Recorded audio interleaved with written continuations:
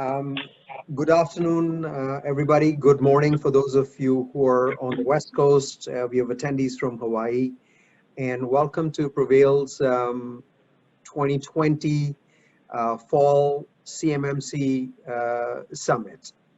Thank you very much for joining. We appreciate your attendance. We appreciate the fact that in attendance are some of the nation's premier defense companies, as well as the top research institutions. So we're going to kick off today with what CMMC is all about, security. And we have two of the world's top security experts to kick off the summit. With me is Professor Matt Green and Professor Raluca Popa. Professor Matt Green is a professor of computer security, one of the world's leading cryptographers. He's a professor at Johns Hopkins University. And he's going to start off this conference with an overview of how nation-state actors attack. Because as we mentioned, CMMC is all about protection and protection against nation-state attackers.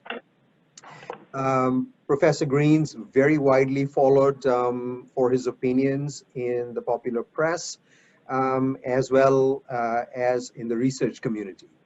Following Professor Green's description of how attacks take place will be a description of the state-of-the-art techniques that are used to defend against these attacks, and they'll be given by Professor Raluca Popa, Professor of Computer Security at UC Berkeley.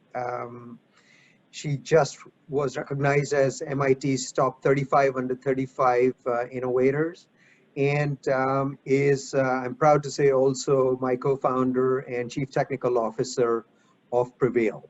So again, we welcome and appreciate your attendance over here. And I'm going to hand it over to Matt for some brief comments and then start the presentation.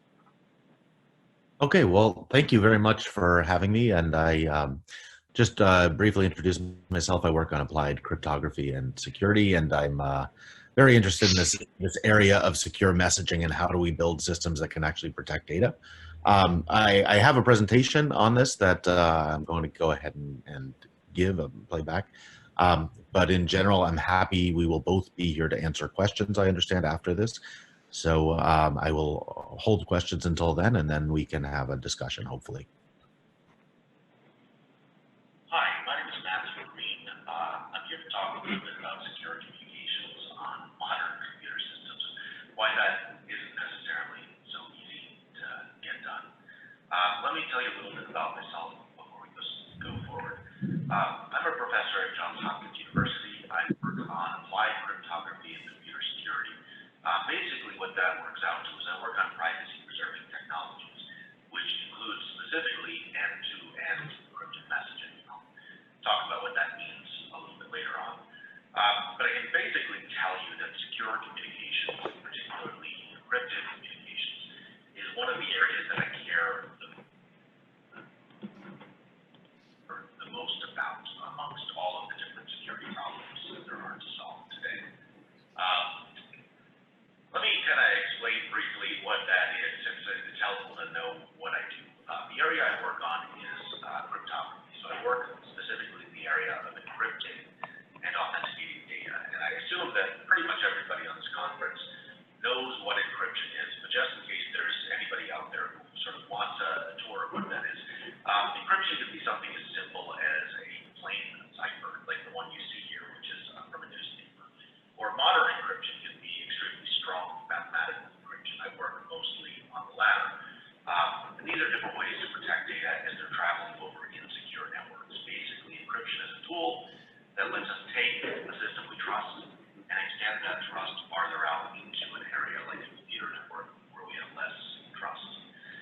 Just to show you a few more pictures, encryption obviously also means older technologies like this one. This is a Jefferson cylinder. It was actually used in World War I, I believe, just a slightly better way of securing things. But I'm not really here to talk about classical encryption. I want to just briefly mention one more thing that I worked on. A few years ago, my students and I looked at the encryption systems and the security systems of a number of different messaging. technologies. And we found that many of them were relatively insecure because they didn't use encryption at all. Some of them actually did use encryption, and one of the ones we noticed was by Apple. It's a system you probably have on your phone if you have an Apple iPhone. It's called Apple iMessage, and most people know it as the blue bubbles when you write to somebody else who also has an Apple phone. And it turns out that at the time we looked at this back in 2015, Apple's encryption did not work, and we were able to bypass part of it, essentially by exploiting a vulnerability in the encryption. So just to give you a sense of kind of what I work on as a researcher. But what I want to talk about today is a little bit simpler than that. I want to talk about kind of the fundamental problem that we need secure encryption and communication in order to solve. And that problem is the fact that most communication today that takes place in a corporate or enterprise setting takes place largely via email. And email, I don't mean to exaggerate when I say this, but email is one of the most insecure computing technologies we've ever developed. It's very effective. It's a fantastic way to communicate with people, but it was not designed with security and confidentiality in mind. And that's a problem because there are about 4 billion active email users, many of them in the corporate enterprise setting. Those people are maintaining extremely long-lived historical email caches, meaning your entire inbox, probably going back to the time you were hired at a company, or if it's a personal email box, many years ago. Mine goes back to about 2003. And these systems, for better or for worse, they rely on a deeply centralized design, which may sound surprising, of course, because email was invented as part of the internet, which is supposed to be decentralized. And it is, in some sense, a federated system where different email providers can communicate with each other. But within those providers, within your company or your email provider, those systems are extremely centralized, and this leads to problems. Another problem that we run into in modern email systems is that because, well, the individual providers are centralized, when we actually take advantage of that federation to send email from one company to another or one provider to another, we run into limitations of the underlying security design, and that leads to limited security between email endpoints and email transfer agents, which can be exploited by very sophisticated attackers, basically to decrypt and access email in flight. Probably the biggest problem with email, if we were to really get down to it, is not the providers, is not the communication between email providers. It's the fact that users have to authenticate themselves to log in to an email system. And that's very challenging.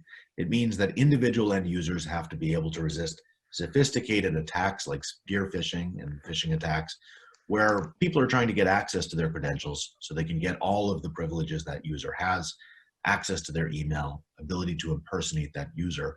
And I think we know at this point that this is a very challenging problem for providers to solve, even if they mean well and they have the best security people on board.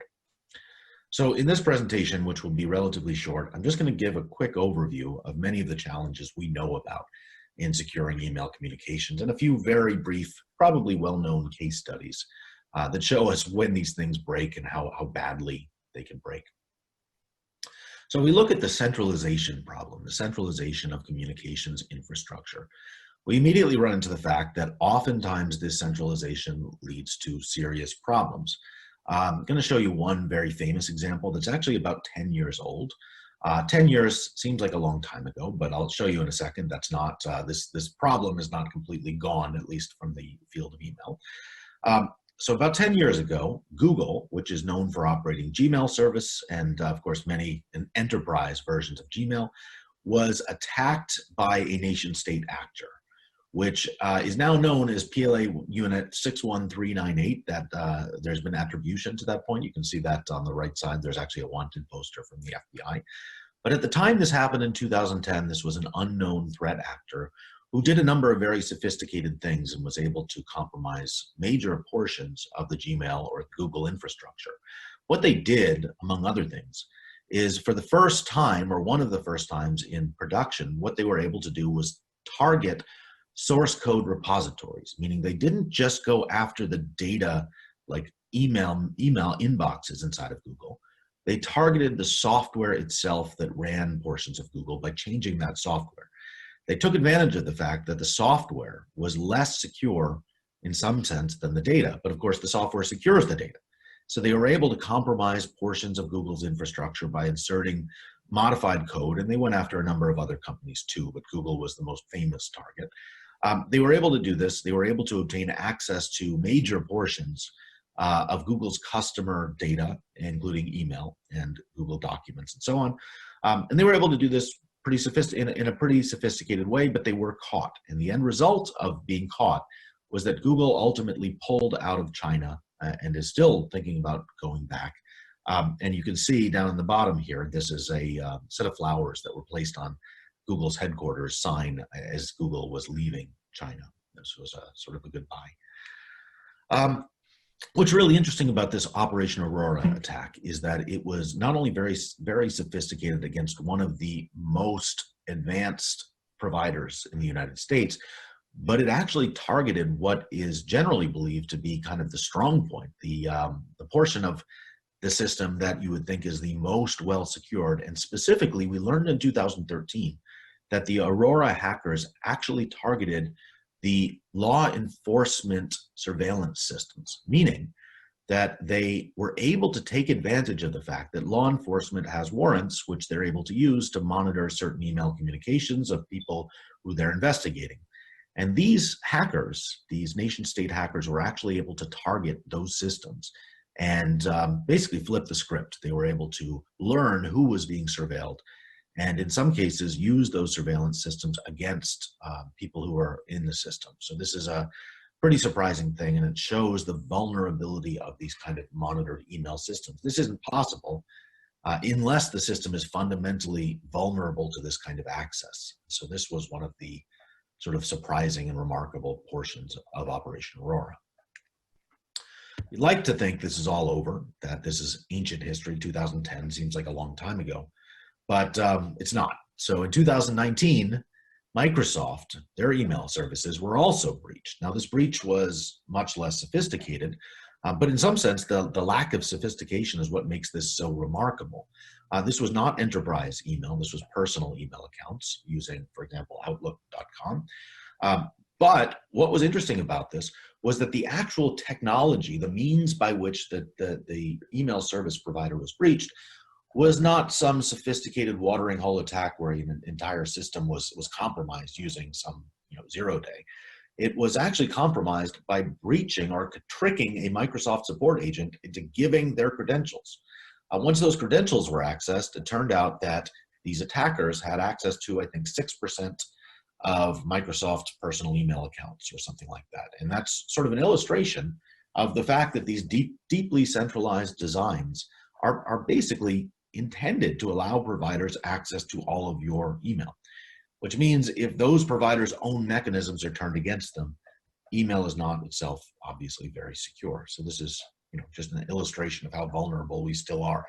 Probably some of you saw the recent hack of Twitter, which took advantage of a similar attack mechanism where a customer support representative was allegedly phished or hired or tricked in order to gain access to Twitter accounts. I want to talk briefly about another problem here, which is that there is limited security between email endpoints. And really what I mean by this is individual service providers. They have to communicate with each other. When Microsoft sends email to Google, that email has to be sent over a network, which is potentially vulnerable.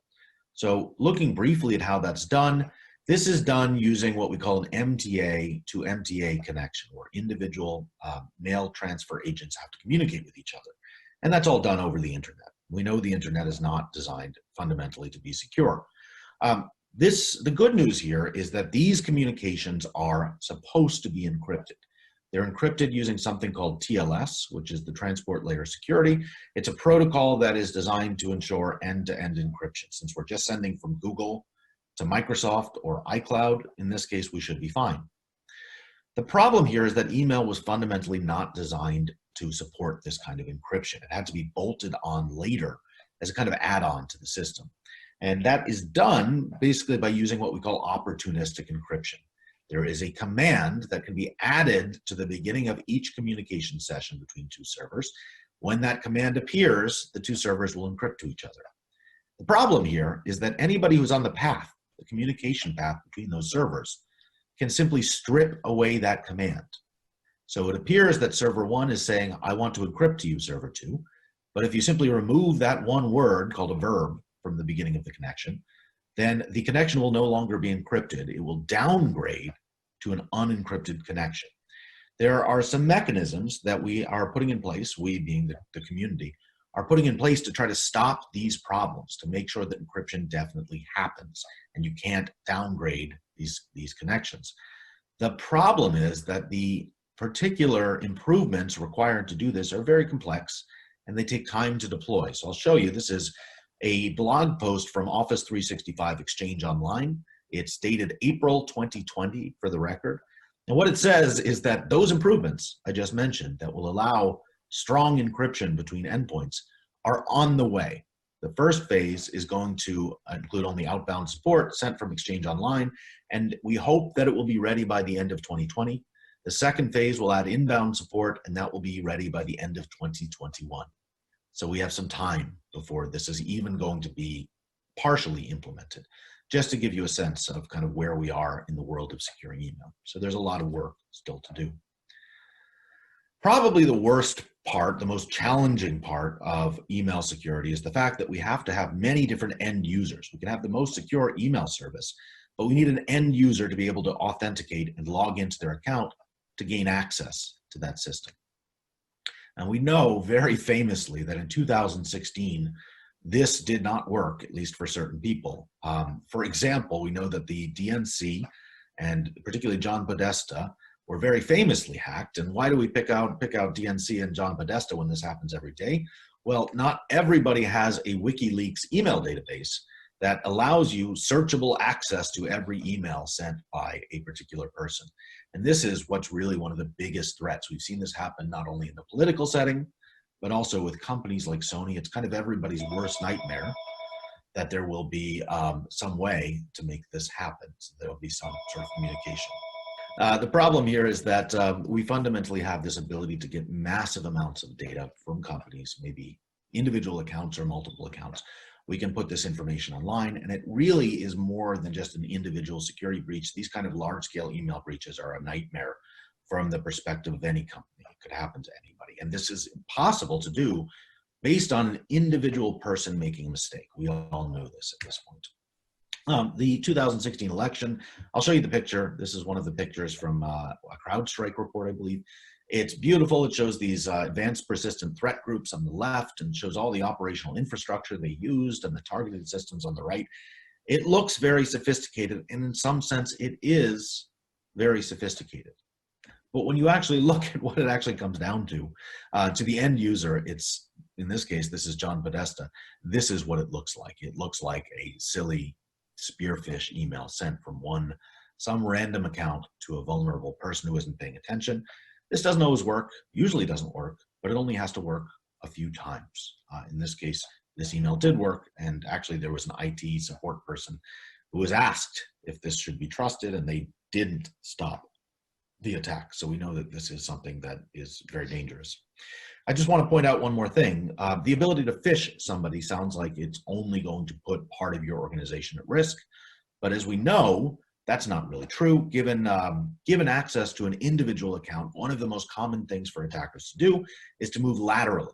They compromise an account that appears like it is a legitimate account, and then they start using that account to target other people within the organization to gain more and more access. There was a recent study that was actually last year's Usenix security conference, and what they found was that something like 11% of lateral phishing attempts successfully compromised at least one new enterprise account. So once people are in your system, they can spread, and they do spread. It's a very well organized approach. So you might ask whether the solution to this is broader deployment of two-factor authentication. And yes, two-step verification, two-factor authentication are valuable portions of the solution, but they don't solve all of the problems. They simply tie your system down to a particular device, for example. That helps a lot. However, as probably many of you know, sophisticated attackers have become very good at targeting devices with, targeting two-factor authentication systems, particularly those based on a code. And there are many different ways they do this, but one of the most common is simply to act as a relay. They phish you, they show you the dialog box where you're supposed to enter that two-factor authentication code, and then they send a message on to the provider. The provider sends you a code, and then you, thinking you're looking at the right place, enter your code into the attacker's site, at which point the attacker has access to your system. So two-factor authentication is a great help in many settings, but against active phishing, it is not the solution. There are some more sophisticated approaches. I just want to mention briefly that in 2015, 2016, Iran weaponized these attacks into very powerful mass-scale attacks against many people. So this can be done at scale. It doesn't always happen, but it can.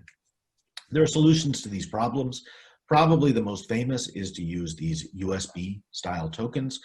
These devices have an advantage over traditional code-based two-factor authentication, and that is that they can actually verify, because they plug into your computer, they can verify by communicating with your browser that you're actually visiting the right site and not using phishing. But unfortunately, not everybody uses these. It's much more common for people to use SMS-based 2FA or code authenticator app style 2FA.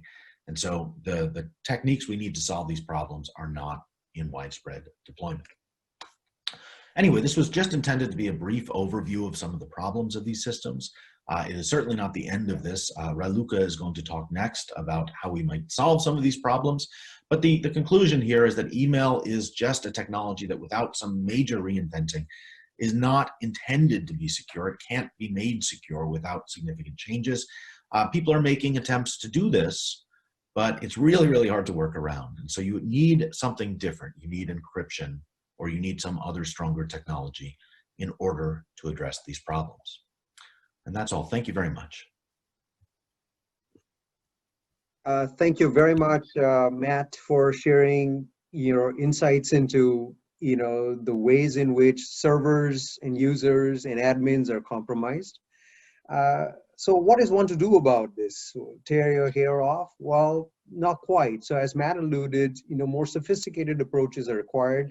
And to share those is Raluca Popa, who's a professor of computer security at UC Berkeley. Her work is centered around usable encryption and specifically end-to-end encrypted systems, search on encrypted systems. She teaches computer security to 700 undergrads and graduate students at Berkeley, and is the co-founder of, I believe, one of the world's biggest computer security research labs, which is the RICE lab.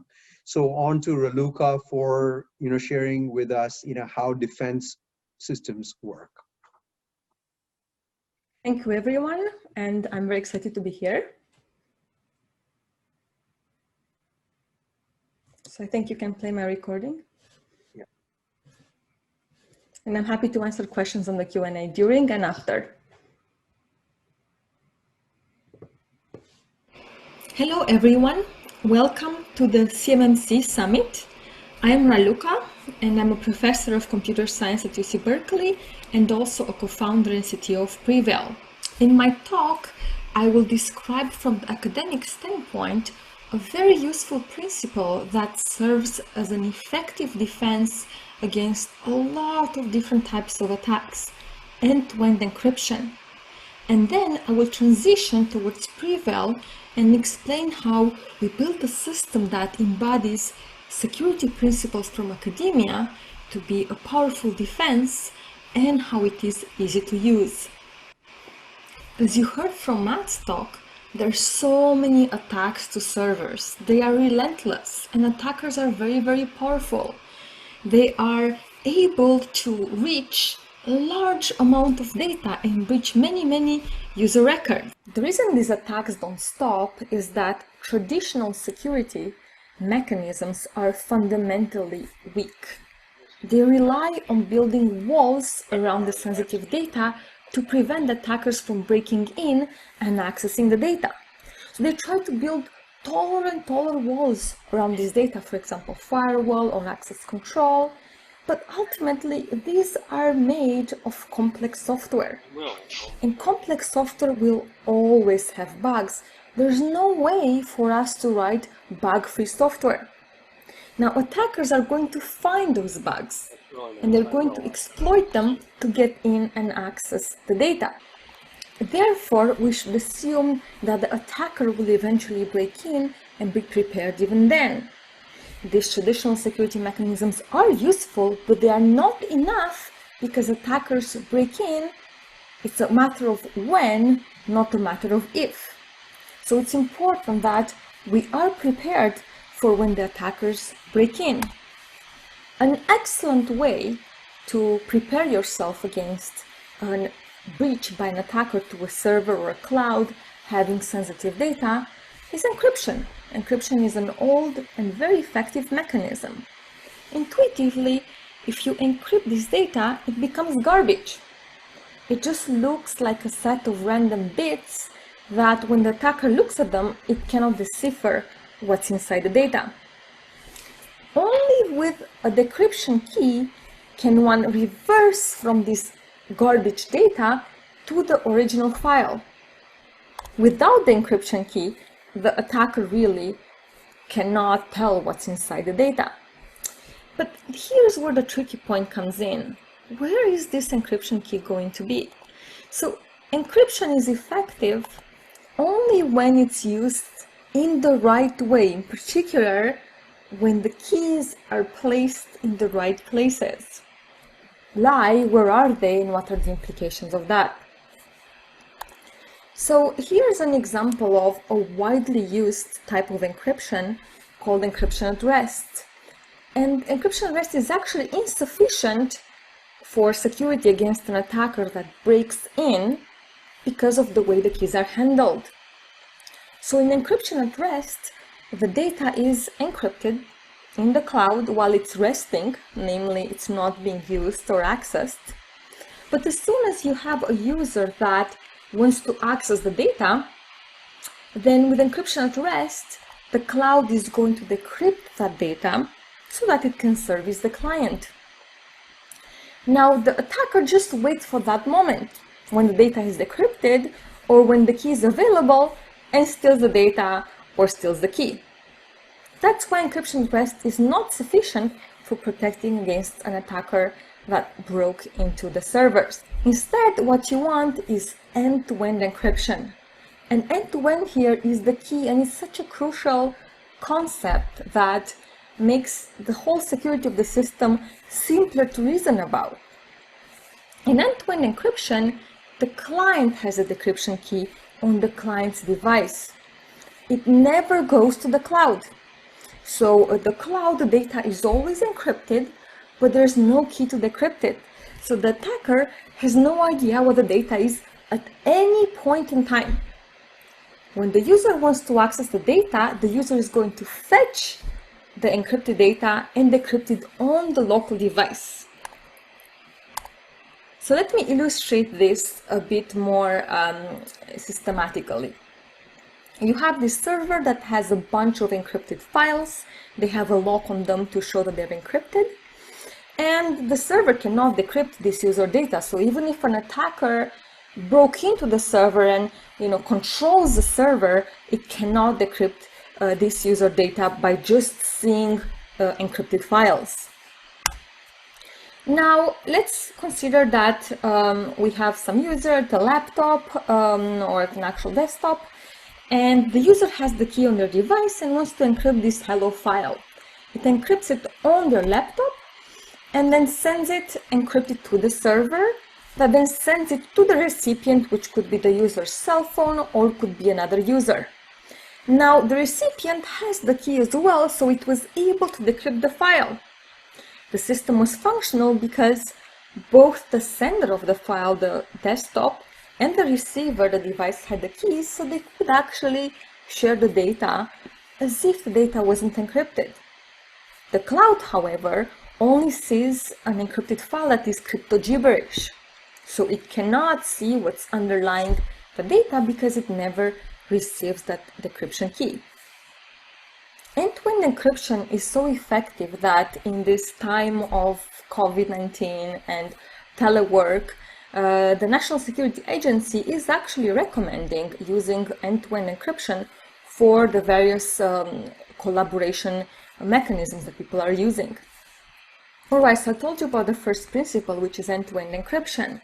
And let me tell you about two other related principles that are required in order to have end-to-end encryption implemented effectively. Principle 2 is to rely on cryptographic keys instead of passwords. And principle 3 is to avoid the central point of attack by distributing the trust. So let's talk about each one of these principles in part. For principle 2, passwords versus cryptographic keys. Well, in a traditional system, you use passwords. That's what most of the systems use today. Now, the problem with passwords is that an attacker could guess a user's weak password. There are studies showing that users choose very, very weak passwords. Or another scenario is that the attacker broke into the server, as we are considering here, and extracted a database of hashed passwords, and it can actually reverse those hashed passwords because today we have very strong computers that can enumerate all sorts of different types of passwords. So now that the attacker has a user password, the attacker can actually use the password to log in as the user and get access to all that user's data. By contrast, cryptographic keys are very, very different. The way you use the cryptographic key is that you retrieve an encrypted file from the server and you decrypt it using the local key. Now, cryptographic keys cannot be guessed by an attacker. In fact, they cannot be guessed by any machine that we have today because they have so many random bits, they have so much entropy, that there's so many cryptographic keys. In fact, there are more cryptographic keys than atoms in the whole universe. So that's why cryptographic keys are far more powerful for security than passwords, and whenever one can use cryptographic keys instead of passwords, one should do so. Now, the third principle was to avoid a central point of attack. What would be a central point of attack? Well, it would be a place where you store all the decryption keys. Why? The attacker is going to go after that server, get those keys, and then use them to decrypt the data. So you never want to have a place where if the attacker attacks, they get access to all the data or all the keys in the system. But that's actually harder to implement in the real world than one would think. And let me give you an example as to why. There is a trade-off between an attention between usability and security, especially when it comes to key recovery.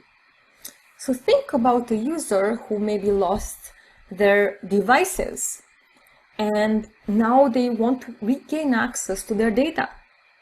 Well, the key for decrypting the data was on those devices.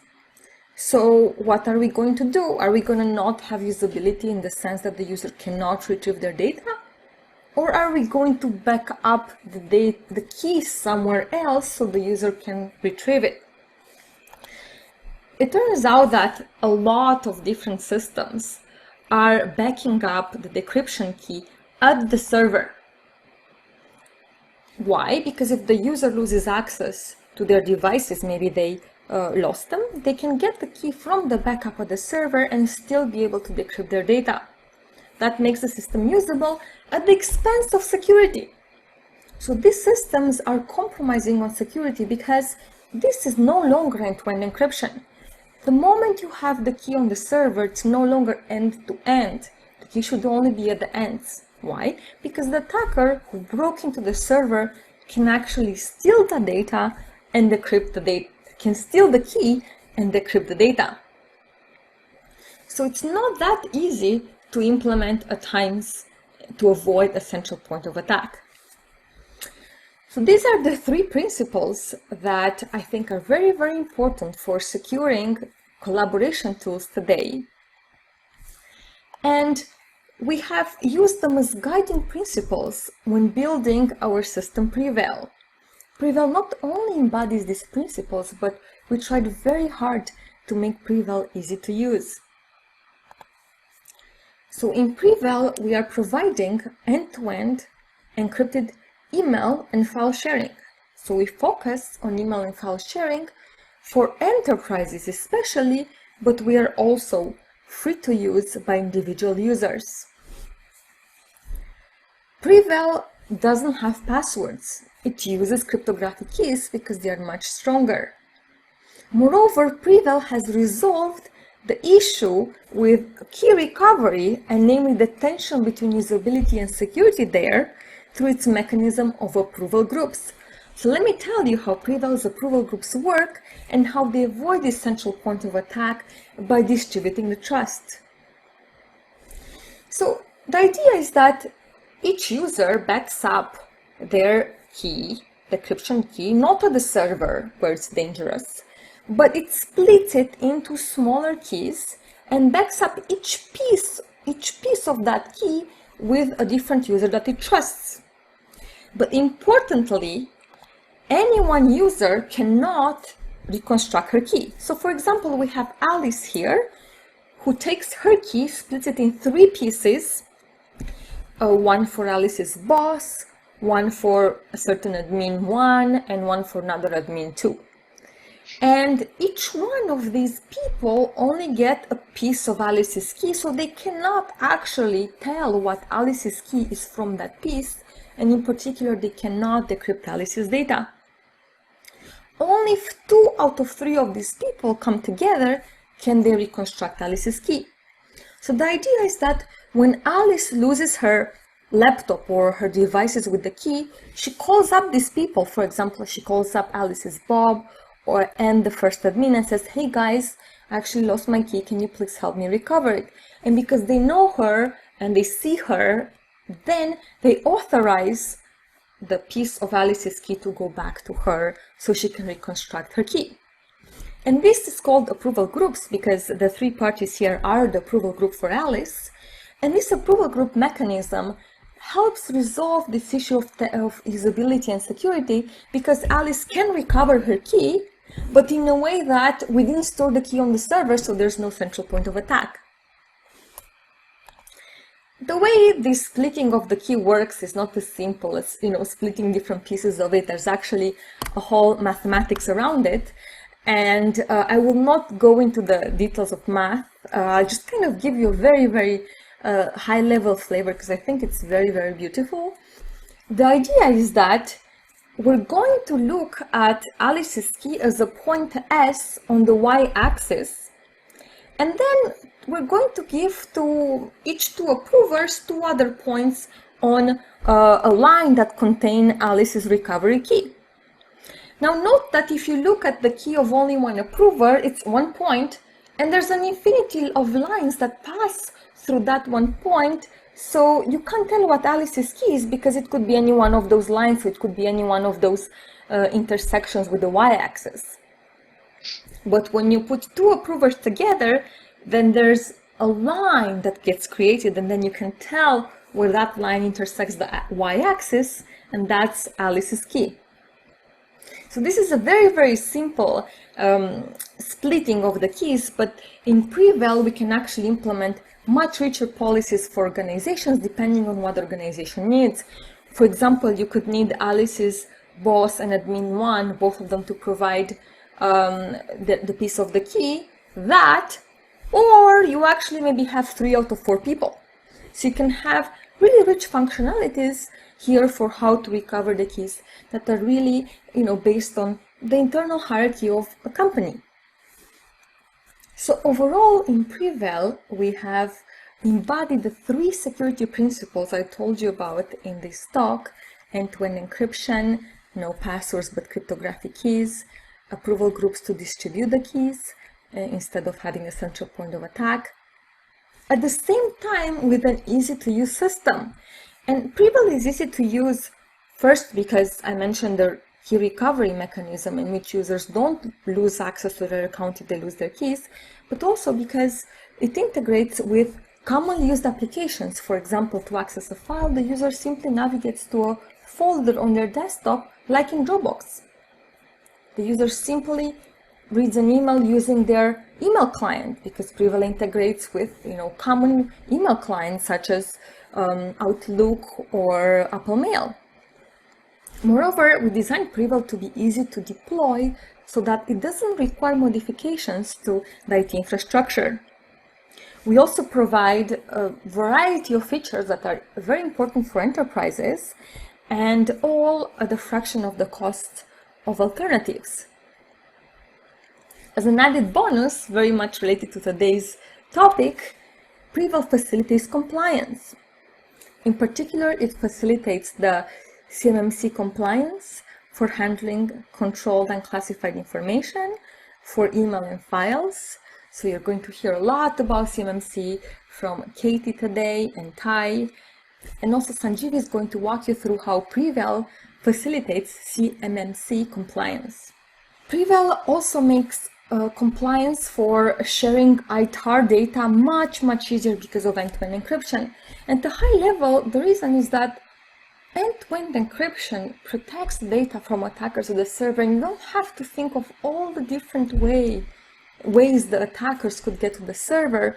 So it makes it much easier to reason about what kind of security you need from a server or from an intermediary that's handling encrypted data. So in conclusion, I tried to convey a number of principles in this talk. The first one being that assume that the server will be broken into and be prepared for then. And then 3 basic principles in security that are very helpful in this direction. One is end-to-end encryption. The other is to rely on cryptographic. One is to avoid a central point of attack, for example, by distributing the trust. We embodied these principles into our system PreVeil that implements them for email and file sharing in a way that is easy to use and compliant. Thank you very much for your attention, and I am online and happy to answer your questions. Thank you very much, Raluca and Matt, for giving us an overview. I've been monitoring some of the questions that have been coming over here, and I'm going to share those questions with you and answers. So one of the, I believe a former board member of CMMC AB asks the following question, that if the information is encrypted and it's on the server, then they're just going to go on attack the server in an end-to-end encryption. So can you clarify, number one, that when the attack occurs on the server, what happens to the information? Also, a follow-up question to that is if the information, if the server is destroyed, for example, puts a bomb or something like that, how do you deal with it, and how specifically we deal with it through replication on AWS? So if you could deal with the attacks on the server, that would be the first question. Happy to take that question. Should I go ahead? Yeah, please. All right, yeah, so those are great questions. So indeed, even if you have end-to-end encryption and the data is encrypted at the server, you worry about an attacker going to the server and trying to, still get access to the data. Now, because the data is encrypted, essentially the attacker gets gibberish, right? So they get random bits, encrypted data that they cannot decrypt and they cannot glean what the data is. But of course, now, so you have confidentiality in that sense, but then the question is, what if they put a bomb on the server, right? So, of course, if they put the bomb on the server, they basically blow up some specific server, but today's systems, including AWS and a lot of these major cloud providers are having replication.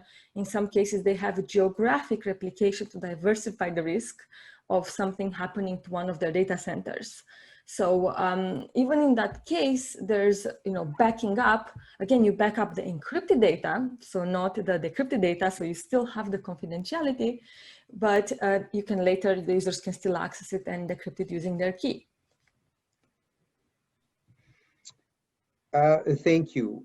There is a question that has been asked about the fact that, the standards mandate the use of FIPS 140-2, which obviously we support. And the questioner is asking, was it necessary for CMMC to have FIPS 140-2?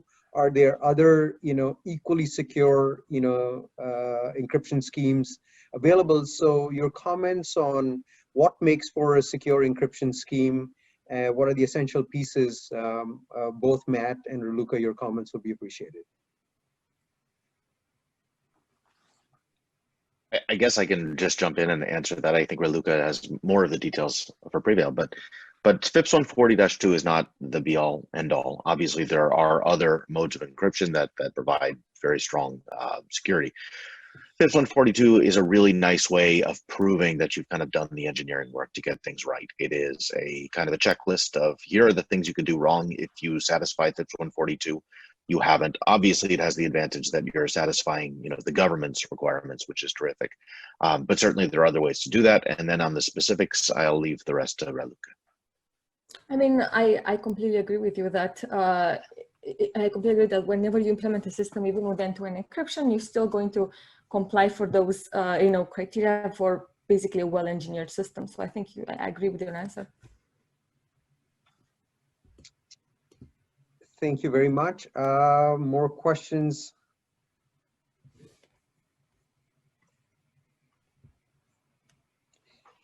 So Kathy Alexion is asking a question for Raluca. How hard is it to implement cryptographic keys versus passwords, and what the management of this looks like along with the rollout enterprise-wide?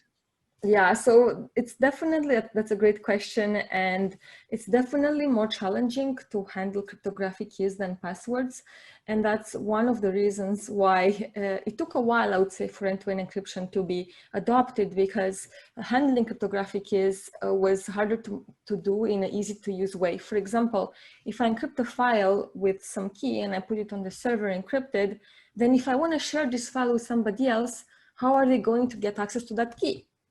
Well, one easy way would be to put it on the server, but that's a problem because then you don't have end-to-end encryption.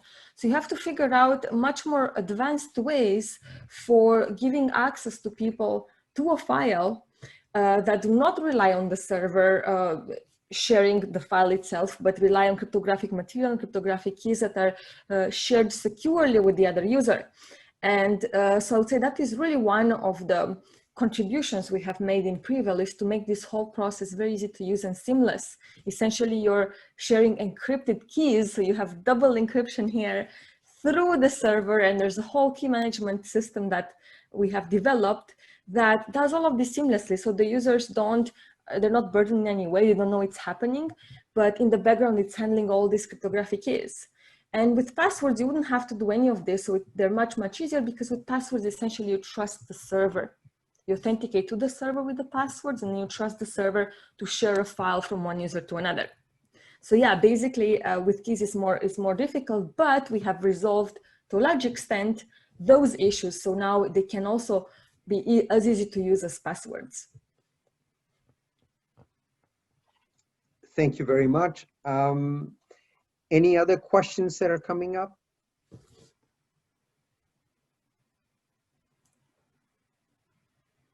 Raluca, maybe Matt and you can answer one of the common misperceptions that we hear, which is that, oh, I have a system in which I have my files and emails encrypted in transit and encrypted at rest.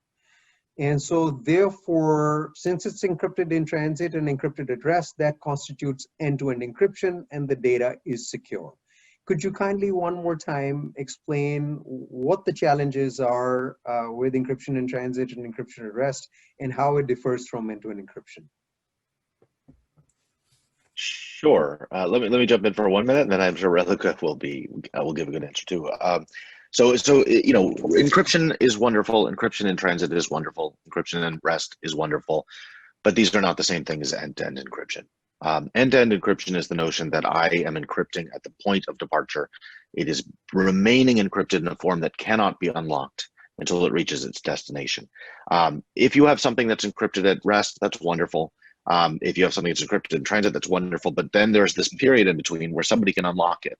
And it's not just that period, it's the fact that the data is available to the provider. They may put it into an encrypted form, but they can get access to it in its unencrypted form. And so these are just kind of radically different ideas. It's the entire notion of taking the provider and all of those vulnerabilities out of the equation. That's what end-to-end encryption gives you. So Sorry, Raluca. No, I completely agree. I think Matt put it very, very well. It's exactly that. So with encryption in transit, you just encrypt the communication all the way till the server. But the server, there's a decryption key for that communication. So the server had access to the actual files decrypted because they had the key for the secure communication. Okay, now for encryption at rest, the same. It's going to be encrypted maybe on disk, but the keys are still going to be at the cloud provider. So the cloud provider can decrypt them anytime when it needs to process on it. So the cloud provider has access to the actual files.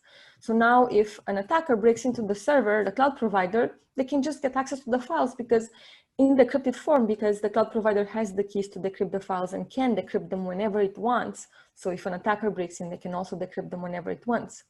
Whereas with end-to-end encryption, you're covered throughout, completely and throughout. So the keys are only at the end users. There's no key with the server, and the server can never decrypt the data. And if the server cannot decrypt the data, then an attacker who breaks into the server cannot decrypt the data either because the keys are not there. So it is conceptually much, much stronger to have end-to-end encryption. Thank you. One final question asked by Dan Lopresto. How do you handle the situation when one of the approvers, one of the split key holders leaves the company or goes on vacation or passes away and there's a need for recovery? Yeah, that's a very, very good question. That's a great question. So we actually support that in the approval groups in PreVeil. I actually also very much, thought of the same concern. And so, for example, if you remember on the slide where I presented the approval groups, I showed that Alice needs 2 out of 3 of her approvers to reconstruct her key. So if one of them dies or has an accident or something horrible happens, then the other 2 can reconstruct the key.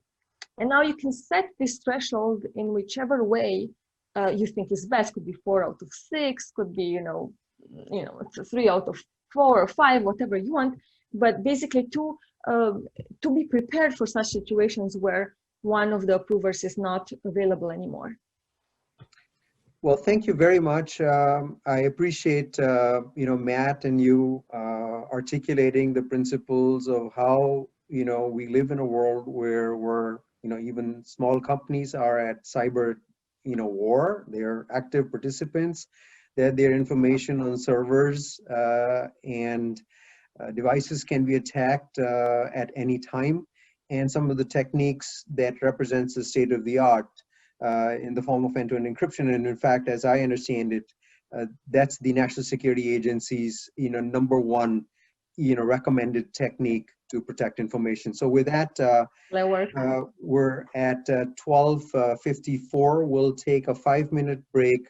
And at that point, we start our keynote with participation from Katie Arrington, the leader of the CMMC program from the Department of Defense, as well as CMMC AB board chairs. Thank you again.